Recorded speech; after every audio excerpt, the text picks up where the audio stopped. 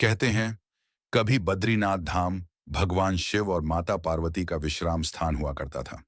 वहां भगवान शिव अपने परिवार के साथ आनंद पूर्वक निवास करते थे। लेकिन भगवान विष्णु को यह स्थान इतना प्रिय लगा कि उन्होंने इसे पाने की एक लीला रची। सत्य युग का समय था। जब भगवान नारायण बद्रीनाथ पहुंचे, तब वहां बद्रियों यानी बेर के पेड़ों का वन था। और उस वन में भगवान शंकर माता पार्वती के साथ सुखपूर्वक रह रहे थे। एक दिन भगवान विष्णु ने एक छोटे बालक का रूप धारण किया और जोर जोर से रोने लगे। उनके रोने की आवाज सुनकर माता पार्वती व्याकुल हो उठी। उन्होंने सोचा, यह गहरे वन में कौन बालक रो रहा है? इसकी माता कहाँ है? दया से भरी माता पार्वती उस बालक को अपने घर ले आईं। भगवान शिव तुरंत समझ गए, यह कोई साधारण बालक नहीं, यह तो भगवान विष्णु की ही लीला है। उन्होंने माता से कहा, इस बालक को घर के बाहर छोड़ दो, यह स्वयं ही थोड़ी देर में चला जाएगा।